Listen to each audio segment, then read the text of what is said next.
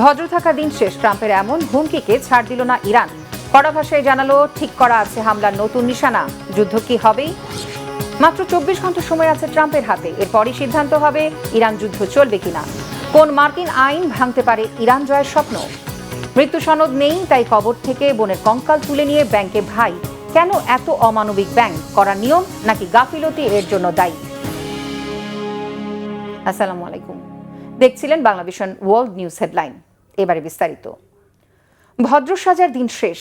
সামাজিক মাধ্যমে মার্কিন প্রেসিডেন্ট ডোনাল্ড ট্রাম্পের নয়া হুমকিতে আবারও ক্ষেপেছে ইরান।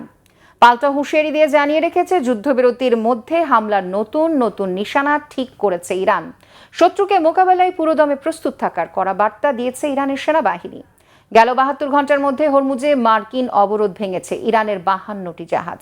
দ্বিতীয় দফা বৈঠকে বসা নিয়ে অনিশ্চয়তার মধ্যে পাল্টাপাল্টি হুমকি চলতে থাকায় আবারও যুদ্ধের আতঙ্ক বাড়ছে। অস্ত্রের মজুদ ফুরিয়ে আসা আমেরিকা কি প্রস্তুত আবারও যুদ্ধের জন্য? বিস্তারিত মেহরাব হুসাইন খানের ডেস্ক রিপোর্টে। যুক্তরাষ্ট্র সফরে যাওয়া ব্রিটিশ রাজা তৃতীয় চার্লসও চান ইরান যেন পরমাণু শক্তিধর না হয়, এমন দাবি করেছেন যুক্তরাষ্ট্রের প্রেসিডেন্ট ডোনাল্ড ট্রাম্প। মার্কিন কংগ্রেসে দেওয়া ভাষণে চার্লস বলেছেন, যুক্তরাজ্য ও যুক্তরাষ্ট্রের অংশীদারিত্ব আগের যে কোনো সময়ের তুলনায় এখন বেশি গুরুত্বপূর্ণ। অবশ্য একাধিক আয়োজনে অংশ নেয়া চার্লস ইউক্রেন নিয়ে কথা বললেও পরমাণু কর্মসূচি আর ইরান প্রসঙ্গে কোনো মন্তব্য করেননি। এমন পরিস্থিতিতে সামাজিক মাধ্যম ট্রুথ সোশ্যালে বিস্ফোরক মন্তব্য আর ছবিতে নতুন করে উত্তেজনা ছড়িয়ে দিয়েছেন মার্কিন প্রেসিডেন্ট ট্রাম্প। সেখানে যা লিখেছেন তার বাংলা অর্থকলের দাঁড়ায় ভদ্র সাজার দিন শেষ।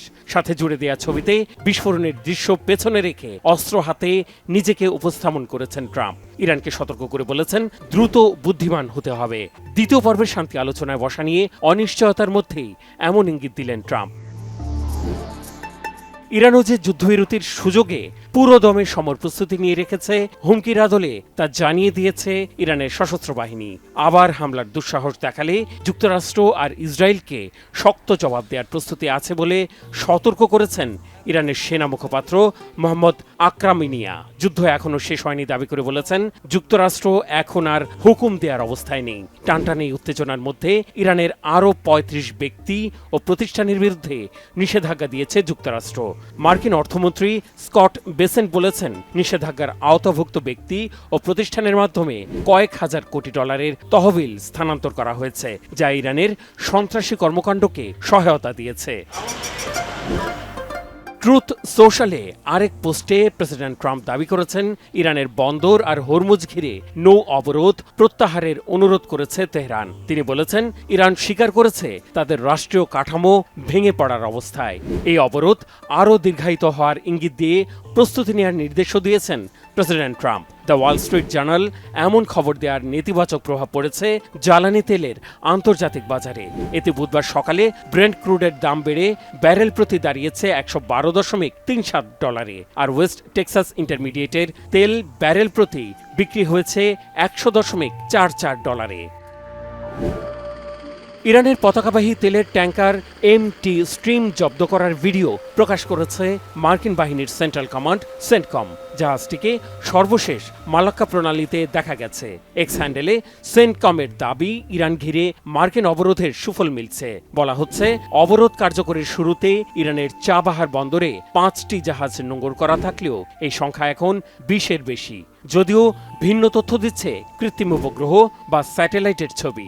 28 এপ্রিলের ছবিতে চাবাহার বন্দরের কাছে অন্তত 8টি বড় তেলের ট্যাঙ্কার ও বেশ কিছু ছোট জাহাজের আনাগোনা ধরা পড়েছে, যা দেখে বোঝা যায় ইরান এখনও তেল উত্তোলন ও জাহাজে বোঝাই করা থামায়নি। যুক্তরাষ্ট্রের বিরুদ্ধে জলদস্যুতার অভিযোগ তুলে জাতিসংঘ মহাসচিব আর নিরাপত্তা পরিষদের সভাপতিকে চিঠি দিয়েছে ইরান, যেখানে 2টি বাণিজ্যিক জাহাজ জব্দের তথ্যপাত্র সংযুক্ত করেছে তেহরান। এছাড়া যুক্তরাষ্ট্রের নৌ অবরোধের তীব্র নিন্দা জানিয়ে নিরাপত্তা পরিষদে বক্তব্য দিয়েছেন জাতিসংঘে ইরানের রাষ্ট্রদূত আমির সাইদ ইরাভানি। এদিকে ইরানের ব্যস্ততম ইমাম খামিনি ইন্টারন্যাশনাল এয়ারপোর্টের কার্যক্রম স্বাভাবিক হয়েছে। 57 দিন পর পুরোদমে শুরু হলো এর কার্যক্রম। যুদ্ধ শুরুর আগে প্রতিদিন শতাধিক ফ্লাইট ওঠানামা করলেও বর্তমানে তা নেমে এসেছে 10%। যাত্রীদের আনাগোনা ধীরে ধীরে বাড়লেও দূর হয়নি গুরুতর নিরাপত্তা শঙ্কা। Mehrab Hussain Khan, Banglavision news desk. হাতে সময় আছে মাত্র ২৪ ঘন্টা বা একদিনের মতো। এরপরই সিদ্ধান্ত হবে মার্কিন প্রেসিডেন্ট ডোনাল্ড ট্রাম্প যুদ্ধ চালিয়ে যেতে পারবেন কিনা। আর এই সিদ্ধান্তে ট্রাম্পের নতুন শত্রু হয়ে দাঁড়িয়েছে তার নিজ দেশের আইন। আসছে ১ মে কংগ্রেসের অনুমোদন না পেলে থমকে যেতে পারে ট্রাম্পের সামরিক পরিকল্পনা। মার্কিন আইন বলছে কংগ্রেসের অনুমতি ছাড়া বিশেষ ক্ষমতায় ৬০ দিনের বেশি যুদ্ধ চালাতে পারে না কোনো প্রেসিডেন্ট।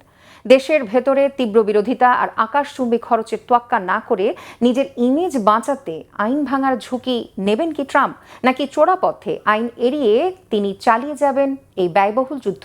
হাফিজুল ইসলামের ডেস্ক রিপোর্টে বিস্তারিত। ইরান ইস্যুতে নতুন বিপদে পড়তে যাচ্ছেন মার্কিন প্রেসিডেন্ট ডোনাল্ড ট্রাম্প। কারণ আগামী মে মাসের ১ তারিখের মধ্যে তাকে প্রমাণ করতে হবে ইরানের বিরুদ্ধে এই যুদ্ধ চালিয়ে যাওয়ার বৈধ অধিকার ট্রাম্পের আছে। আমেরিকার ১৯৭৩ সালের ওয়ার পাওয়ার অ্যাক্ট অনুযায়ী কংগ্রেসের অনুমতি ছাড়া কোনো প্রেসিডেন্ট ৬০ দিন বা ২ মাসের বেশি যুদ্ধ চালিয়ে যেতে পারেন না। তেহরান ও ওয়াশিংটনের মধ্যে ভঙ্গুর যুদ্ধবিরতি চালু থাকলেও অনেকটাই স্থবির হয়ে গেছে স্থায়ী চুক্তির প্রচেষ্টা। যুদ্ধের ময়দানে জেতা তো দূরের কথা, ট্রাম্প পড়তে যাচ্ছেন মার্কিন আইনের ফাঁদে। সেক্ষেত্রে কংগ্রেস ও হোয়াইট হাউসের অভ্যন্তরীণ দ্বন্দ্ব কিভাবে সামাল দেবেন তিনি? নিজের মুখ রক্ষায় শেষ পর্যন্ত কি আইন ভেঙেই ইরানে যুদ্ধ চালিয়ে যাবেন ট্রাম্প? উপসাগরীয় অঞ্চলে ইরানের বিরুদ্ধে নতুন করে ব্যয়বহুল দ্বন্দ্বে জড়াতে ভয় পাচ্ছে যুক্তরাষ্ট্র, এমনটাই ধারণা অনেক বিশ্লেষকের। শান্তি চুক্তি নিয়ে অনিশ্চয়তার মধ্যে ট্রাম্পের সবচেয়ে বড় বাধা কংগ্রেসের বেঁধে দেওয়া আইনি সময়সীমা। ওয়ার পাওয়ার্স রেজুলেশন নামের আইনটি তৈরি করা হয় মূলত প্রেসিডেন্টের একক ক্ষমতা নিয়ন্ত্রণের জন্য। নিয়ম অনুসারে যে কোনো যুদ্ধ শুরুর ৪৮ ঘন্টার মধ্যে সেটা কংগ্রেসকে জানাতে হবে। ৬০ দিন পর কংগ্রেস সবুজ সংকেত না দিলে পিছু হটতে হবে মার্কিন বাহিনীকে। অবশ্য যুক্তরাষ্ট্রের নিরাপত্তার জন্য অত্যন্ত জরুরি লিখিতভাবে এটা জানিয়ে ৩০ দিন বাড়তি সময় পেতে পারেন ট্রাম্প। কিন্তু চলমান পরিস্থিতিতে কংগ্রেসের পূর্ণ সমর্থন পাওয়া ট্রাম্পের জন্য পাহাড় টপকানোর মতোই কঠিন হবে। ডেমোক্রেটরা তো বটেই, এমনকি ট্রাম্পের নিজ দলের অনেক রিপাবলিকান নেতাও যুদ্ধের খরচ এবং এর ভবিষ্যৎ নিয়ে চিন্তিত। তারা মনে করেন আমেরিকান জনগণের টাকায় বছরের পর বছর সংঘাত চালানো সম্ভব নয়। বিরোধী পক্ষ বরাবরই দাবি করে আসছে ট্রাম্প প্রশাসন বিলিয়ন বিলিয়ন ডলার খরচ করলেও সঠিক হিসাব বা তদারকির ধার ধারছে না। ৬০ দিনের বেশি সেনা মোতায়েনের জন্য অনুমতি পেতে হলে প্রতিনিধি পরিষদ ও সিনেট উভয় কক্ষেই সংখ্যাগরিষ্ঠতা সহ প্রস্তাব পাশ হতে হয়। কিন্তু রাজনৈতিক বিভাজনের মধ্যে ট্রাম্পের পক্ষে অনুমোদন পাওয়ার পথ প্রায় বন্ধ। ট্রাম্পের সামনে আইনি জটিলতা থাকলেও যুক্তরাষ্ট্রের ইতিহাস বলছে মার্কিন প্রেসিডেন্টরা এর আগেও আইন এড়িয়ে যাওয়ার রাস্তা বের করেছেন। ২০০১ এবং ২০০২ সালের বিশেষ সামরিক ক্ষমতা ব্যবহার করে পূর্ববর্তী অনেক প্রেসিডেন্টই যুদ্ধ চালিয়ে গেছেন কংগ্রেসকে পাশ কাটিয়ে। বারাক ওবামা থেকে শুরু করে খোদ ট্রাম্প নিজেও ইতিপূর্বে এই ক্ষমতার অপব্যবহার করে ড্রোন হামলা বা গুপ্ত হত্যার মতো ঘটনা ঘটিয়েছেন। এবারও প্রেসিডেন্ট ট্রাম্প হয়তো যুক্তি দেবেন ইরানের সংঘাত সরাসরি যুদ্ধ নয়, বরং আমেরিকার স্বার্থ রক্ষার একটি প্রচেষ্টা। যুক্তরাষ্ট্রের পরবর্তী প্রেসিডেন্ট নির্বাচন হবে ২০২৮ সালে। বিশ্লেষকদের মতে সেই নির্বাচন সামনে রেখে রাজনৈতিক জুয়া খেলছেন ট্রাম্প। যদিও মার্কিন সংবিধানের সর্বশেষ সংশোধনী অনুসারে কোনো ব্যক্তি ২ মেয়াদের বেশি প্রেসিডেন্ট হতে পারেন না। সেক্ষেত্রে আগামী নির্বাচনে ট্রাম্পের প্রার্থী হওয়ার পথ আপাতত খোলা নেই। তবে ইরান যুদ্ধ থেকে ভালো কোনো চুক্তি আদায় না করে পিছু হটলে বিষয়টি ট্রাম্পের জন্য হবে বড় পরাজয়। ফলে আইনের ফাঁকফোকর ব্যবহার করে কংগ্রেসকে এড়িয়ে ট্রাম্প হয়তো মরিয়া চেষ্টা করবেন ইরানের বিরুদ্ধে সামরিক অবস্থান ধরে রাখতে। হাফিজুল ইসলাম, বাংলাভিশন।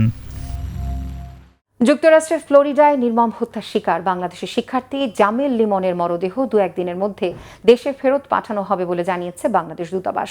হত্যার শিকার অপর বাংলাদেশের শিক্ষার্থী নাহিদা বৃষ্টির মরদেহ এখনও শনাক্ত হয়নি। ২৮ এপ্রিল হিলসবোরো কাউন্টি আদালতের নথিতে প্রসিকিউটররা জানিয়েছেন লিমনের রুমমেট হিশামই এই দ্বৈত হত্যাকাণ্ডের মূল হোতা। লিমনের রুমমেট হিশাম সালে আবু গরবেহ যে হত্যাকারী তার প্রমাণ আদালতে উপস্থাপন করেছে তদন্তকারী সংস্থা। হিশামকে ২টি হত্যা মামলায় জামিন ছাড়া কারাগারে রাখার নির্দেশ দিয়েছে আদালত। ওয়াশিংটনে বাংলাদেশ দূতাবাসের প্রেস মিনিস্টার গোলাম মোর্তজা মঙ্গলবার ফেসবুক পোস্টে জানিয়েছেন লিমনের মরদেহ টেম্বার কর্তৃপক্ষের কাছে হস্তান্তর করেছে পুলিশ। মিয়ামির বাংলাদেশ কনসুলেট বাংলাদেশ কমিউনিটির সঙ্গে আলোচনা করে কর্তৃপক্ষের কাছে মরদেহ হস্তান্তরের সিদ্ধান্ত নিয়েছে। এর আগে মিয়ামির বাংলাদেশ কনসুলেট লিমনের পরিবারের সম্মতি নিয়েছে। মুসলিম রীতিতে মরদেহের পরবর্তী সকল প্রক্রিয়া সম্পন্ন হবে। তিনি আরও জানান, মরদেহ দেশে ফেরত পাঠানোর প্রক্রিয়া সম্পন্ন হতে আরও 2 থেকে 1 দিন সময় লাগতে পারে। যুক্তরাষ্ট্রের ইউনিভার্সিটি অব সাউথ ফ্লোরিডার পিএইচডি করছিলেন লিমন। গেল 16 এপ্রিল নিখোঁজ হওয়ার প্রায় 10 দিন পর গত শুক্রবার তার মরদেহ উদ্ধার করেছে পুলিশ। যুক্তরাষ্ট্রের 250তম স্বাধীনতা দিবস উপলক্ষে জুলাইয়ে আসছে বিশেষ পাসপোর্ট, যেখানে থাকবে ডোনাল্ড ট্রাম্পের ছবি, জাতীয় পতাকা ও স্বাধীনতার ঘোষণাপত্রের নকশা। হোয়াইট হাউস জানিয়েছে এটি সীমিত সংস্করণ। তবে প্রশ্ন উঠেছে, রাষ্ট্রীয় নথিতে কেন প্রেসিডেন্টের ছবি? রাষ্ট্র বড় নাকি নেতা বড়? মোর্শেদ আলমের ডেস্ক রিপোর্ট। বিশ্বের সবচেয়ে দামি পাসপোর্টগুলোর মধ্যে অন্যতম প্রভাবশালী পাসপোর্ট যুক্তরাষ্ট্রের। দেশটির অন্যতম গর্বের ও পরিচয়ের গুরুত্বপূর্ণ দলিলও এটি। সেই পাসপোর্টে এবার যুক্ত হচ্ছে প্রেসিডেন্ট ডোনাল্ড ট্রাম্পের ছবি, যা ঘিরে শুরু হয়েছে আলোচনা সমালোচনা। যুক্তরাষ্ট্রের 250তম প্রতিষ্ঠা বার্ষিকী উপলক্ষে আগামী জুলাই মাসে বিশেষ নকশার সীমিত সংখ্যক পাসপোর্ট ইস্যুর ঘোষণা দেওয়া হয়েছে। এই পাসপোর্টে যুক্ত করা হয়েছে প্রেসিডেন্ট ডোনাল্ড ট্রাম্পের ছবি। হোয়াইট হাউস ও পররাষ্ট্র দপ্তর প্রকাশিত নকশায় দেখা যায়, পাসপোর্টের পাতায় ট্রাম্পের ছবির সামনে যুক্তরাষ্ট্রের জাতীয় পতাকা এবং পেছনে স্বাধীনতার ঘোষণাপত্রের দৃশ্য রাখা হয়েছে। সোনালী রঙে যুক্ত করা হয়েছে তার স্বাক্ষরও। এই উদ্যোগটি নেওয়া হয়েছে যুক্তরাষ্ট্রের স্বাধীনতার ঘোষণাপত্রের 250 বছর পূর্তি উদযাপনের অংশ হিসেবে। এ উপলক্ষে দেশজুড়ে আয়োজন করা হবে নানা অনুষ্ঠান। পররাষ্ট্র দপ্তরের মুখপাত্র জানিয়েছেন, বিশেষ এই পাসপোর্টগুলো সীমিত সংখ্যায় প্রকাশ করা হবে এবং নির্দিষ্ট আবেদনকারীরাই তা সংগ্রহ করতে পারবেন। তবে বিষয়টি নিয়ে শুরু হয়েছে বিতর্কও, কারণ সাধারণত রাষ্ট্রীয় নথিতে ইতিহাস, ঐতিহ্য বা জাতীয় প্রতীক স্থান পেলে বর্তমান কোন নেতার ছবি যুক্ত করার নজির খুবই বিরল। এর আগেও ট্রাম্প প্রশাসন বিভিন্ন রাষ্ট্রীয় উদ্যোগে তার নাম, ছবি বা স্বাক্ষর যুক্ত করার চেষ্টা চালিয়েছিল। এমনকি জাতীয় উদ্যান, মুদ্রা নকশা এবং গুরুত্বপূর্ণ নামকরণীয় তার উপস্থিতি বাড়ানোর উদ্যোগ দেখা গেছে। সমালোচকদের মতে রাষ্ট্রীয় প্রতীকে ব্যক্তির উপস্থিতি বাড়ানো গণতান্ত্রিক চর্চার সঙ্গে কতটা সামঞ্জস্যপূর্ণ তা নিয়েই উঠেছে প্রশ্ন। অন্যদিকে সমর্থকদের দাবি, এটি একটি ঐতিহাসিক মুহূর্তকে স্মরণীয় করে রাখার অংশ। প্রশ্ন উঠেছে, রাষ্ট্র বড় নাকি ট্রাম্পের মতো ব্যক্তি বড়? মোর্শেদ আলম, বাংলা ভিশন।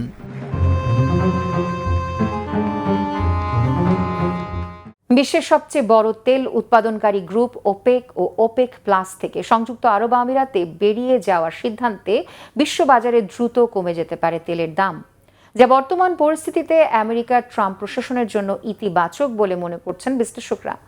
যদিও আমিরাতের এই বিচ্ছেদ ওপেকের প্রভাবশালী সদস্য সৌদি আরবের নেতৃত্বের জন্য একটি বড় ধাক্কা হিসেবে দেখা হচ্ছে। মিল্ক ফজরে রাব্বির ডেস্ক রিপোর্ট। যে ঐক্যের দাপটে বিশ্ব তেলের বাজার নিয়ন্ত্রিত হতো সংযুক্ত আরব আমিরাতের বিদায়ে, সেই শক্তির দেয়ালেই এবার বড় ফাটল ধরল। বিশ্বের বৃহৎ তেল উৎপাদনকারীদের গ্রুপ ওপেক ও ওপেক প্লাস থেকে বেরিয়ে যাওয়ার সিদ্ধান্ত নিয়ে দীর্ঘ পথ চলার ইতি টানল আমিরাত। 28 এপ্রিল রয়টার্সকে দেওয়া এক সাক্ষাৎকারে এই সিদ্ধান্তের কথা নিশ্চিত করেছেন আমিরাতের জ্বালানি ও অবকাঠামো মন্ত্রী সুহেল আল মাজরুই স্পষ্ট করেছেন যে এটি একটি সার্বভৌম জাতীয় সিদ্ধান্ত এবং এটি নেওয়ার আগে সৌদি আরব বা অন্য কোনো মিত্র দেশের সাথে পরামর্শ করা হয়নি। রয়টার্সের প্রতিবেদন অনুযায়ী এই আকস্মিক প্রস্থানের পেছনে কয়েকটি গুরুত্বপূর্ণ ফ্যাক্টর কাজ করছে। ওপেকের নিয়ম অনুযায়ী প্রতিটি দেশ কতটুকু তেল উৎপাদন করবে তার একটি সীমা বা কোটা নির্ধারিত থাকে। আমিরাত গত কয়েক বছরে তাদের তেল উৎপাদন সক্ষমতা বাড়াতে শত শত কোটি ডলার বিনিয়োগ করেছে। ফলে তারা এখন সে বিনিয়োগ উসুল করতে স্বাধীনভাবে আরও বেশি তেল বিক্রি করতে চায়। এছাড়া মধ্যপ্রাচ্যে চলমান আঞ্চলিক অস্থিরতা এবং ইরান যুদ্ধের প্রেক্ষাপটে আরব আমিরাতের নিরাপত্তা ও অর্থনৈতিক অগ্রাধিকার বদলে গেছে। ওপেক ও জিসিসি জোটের কিছু সিদ্ধান্তের প্রতি আমিরাতের কূটনৈতিক অসন্তোষকেও এই বিচ্ছেদের একটি কারণ হিসেবে দেখছেন অনেকে। আমিরাতের এই বিচ্ছেদ ওপেকের প্রভাবশালী সদস্য সৌদি আরবের নেতৃত্বের জন্য একটি বড় ধাক্কা হিসেবে দেখা হচ্ছে। তবে আমিরাতের ওপেক থেকে বেরিয়ে যাওয়ার সিদ্ধান্তে বিশ্ববাজারে তেলের দাম দ্রুত কমে যেতে পারে, যা বর্তমান পরিস্থিতিতে যুক্তরাষ্ট্রের জন্য ইতিবাচক বলেই মনে করছেন বিশ্লেষকেরা। আমি মনে করি এটি ট্রাম্প প্রশাসনের জন্য ইতিবাচক হবে, কারণ এর ফলে বিশ্ববাজারে তেলের দাম তাৎক্ষণিকভাবে কমে যাবে। এমনকি বর্তমানে হরমুজ প্রণালী বন্ধ থাকলেও কেবল এই খবরটি দাম কমিয়ে দেওয়ার জন্য যথেষ্ট, যা ট্রাম্প প্রশাসনের উপর থাকা চাপ অনেকাংশে কমিয়ে দেবে। তবে এটি রাশিয়ার জন্য নেতিবাচক হবে, কারণ দেশটি উৎপাদন ব্যাপকভাবে বাড়াতে পারবে না। দৈনিক 1 থেকে 1.5 মিলিয়ন ব্যারেল উৎপাদন বাড়াতে বিপুল বিনিয়োগ এবং বেশ দীর্ঘ সময় প্রয়োজন হবে। মধ্যপ্রাচ্যের দেশগুলোর এই ধরনের সক্ষমতা রয়েছে। আমিরাতের এই সিদ্ধান্ত জোটটির অন্যান্য সদস্যদের উপরও প্রভাব ফেলতে পারে। এর ফলে একটি প্রতিযোগিতা শুরু হবে, যেখানে প্রত্যেকেই পূর্ণ ক্ষমতায় উৎপাদন করতে চাইবে, যা পুরো সংস্থাটির পতন ঘটাতে পারে বলে মনে করছেন এই বিশ্লেষক। তেলের দাম কমার পরবর্তী বড় ঢেউটি সম্ভবত তখনই আসবে যখন হরমুজ প্রণালী আবার খুলে দেওয়া হবে। এর পেছনে দুটি কারণ থাকবে। প্রথমত, মধ্যপ্রাচ্য থেকে সামগ্রিকভাবে তেলের রপ্তানি বেড়ে যাবে। দ্বিতীয়ত, অন্যান্য দেশগুলো তখন ওপেক থেকে বেরিয়ে যাওয়ার ঘোষণা দিতে পারে, যা এই সংস্থাটির সম্পূর্ণরূপে ভেঙে পড়ার পথ প্রশস্ত করবে। 1960 সালে প্রতিষ্ঠিত ওপেক বিশ্বের অন্যতম শক্তিশালী জোট, যা বৈশ্বিক তেল সরবরাহের 1/3 বেশি নিয়ন্ত্রণ করে। 1967 সালে ওপেকের সদস্য হয়েছিল সংযুক্ত আরব আমিরাত। কেবল ওপেক দেশগুলো তেলের উৎপাদন কমিয়েও দাম নিয়ন্ত্রণ করতে ব্যর্থ হয় রাশিয়ার মতো বড় উৎপাদকদের সাথে নিয়ে 2016 সালে ওপেক প্লাস গঠন করা হয়। এতে করে বিশ্ববাজারের প্রায় 40 থেকে 50% তেল সরবরাহ এই জোটের নিয়ন্ত্রণে চলে আসে। মীর ফজলে রাব্বি, বাংলা ভিশন। মৃত্যু সনদ নেই, তাই টাকা দেবে না ব্যাংক। আর সেই প্রমাণ দিতেই কাঁধে করে বোনের কঙ্কাল নিয়ে হাজির হলেন এক ভাই। ভারতের ওড়িশার কেউনঝড় এলাকার এমন করুণ দৃশ্য তোলপাড় করে ফেলেছে গোটা বিশ্বে। প্রশ্ন উঠেছে, নিয়মের কঠোরতা নাকি ব্যাংকের গাফিলতিতে এত অমানবিক পরিস্থিতি তৈরি হলো? কেন বোনের কঙ্কাল নিয়ে ব্যাংকে হাজির হতে বাধ্য হয়েছিলেন ভাই? মোর্শেদ আলমের আরেকটি ডেস্ক রিপোর্ট। বোন মারা গেছেন, তার ব্যাংক হিসাব থেকে টাকা তুলতে চান একমাত্র উত্তরাধিকারী ভাই, কিন্তু ব্যাংক চায় মৃত্যুর সনদ। তা না হলে টাকা দিতে নারাজ ব্যাংক। ভাইয়ের কাছে বোনের মৃত্যুর সনদ নেই, টাকাও তুলতে পারছেন না তিনি। তাই বাধ্য হয়ে মৃত বোনের কঙ্কাল কাঁধে নিয়ে 3 কিলোমিটার হেঁটে সোজা ব্যাংকে হাজির ভাই। অবাক করা ঘটনাটি ভারতের ওড়িশার কেওনঝড় জেলার। ভাইয়ের নাম জিতু মুন্ডা। তিনি ওড়িশার দিয়ানালি গ্রামের বাসিন্দা। তার বোন কাকরা মুন্ডার নামে ওড়িশা গ্রামীণ ব্যাংকে মাল্লিপাশি শাখায় একটি সঞ্চয় হিসাব ছিল। মাস 2 আগে বোন মারা গেলেও তার মৃত্যু সনদ কিংবা উত্তরাধিকার সংক্রান্ত কোনো কাগজপত্র জোগাড় করতে পারেননি জিতু। ভারতীয় 19,300 রুপি তুলতে গিয়ে ব্যাংক থেকে খালি হাতে ফিরতে হয় তাকে। ব্যাংক কর্তৃপক্ষ জানিয়ে দেয়, হয়তো হিসাবকারীকে উপস্থিত থাকতে হবে, নয়তো বৈধ কাগজপত্র দেখাতে হবে। প্রাতিষ্ঠানিক শিক্ষাহীন ও ক্ষুদ্র নিগোষ্ঠীর এই মানুষটির কাছে এসব নিয়ম হয়ে দাঁড়ায় অতিক্রম্য বাধা। অবশেষে প্রতিবাদের ভাষা হিসেবে তিনি বেছে নেন চরম এক পথ। গ্রামের শ্মশান থেকে বোনের দেহবশেষ তুলে এনে কাপড় মুড়িয়ে কাঁধে তুলে নেন। এরপর প্রচণ্ড গরমে 3 কিলোমিটার পথ হেঁটে সোজা ব্যাংকে হাজির হন তিনি। এই দৃশ্য দেখে স্তম্ভিত হয়ে যান উপস্থিত সবাই। কেউ সমবেদনা জানান, কেউ ক্ষোভ প্রকাশ করেন। চাইলে গ্রাম প্রধানের মাধ্যমে বিষয়টি যাচাই করা যেত, কিন্তু ব্যাংক নথিকেই বড় করে দেখেছে। খবর পেয়ে পুলিশ ঘটনাস্থলে এসে জিতুকে শান্ত করে। তারা জানিয়েছে, মানবিক দিক বিবেচনায় দ্রুত সমস্যার সমাধান করা হবে এবং ব্যাংক কর্তৃপক্ষের কাছেও জবাব চাওয়া হবে। মোর্শেদ আলম, বাংলা ভিশন। এ ছিল আজকের মতো। ধন্যবাদ এতক্ষণ সাথে থাকার জন্য।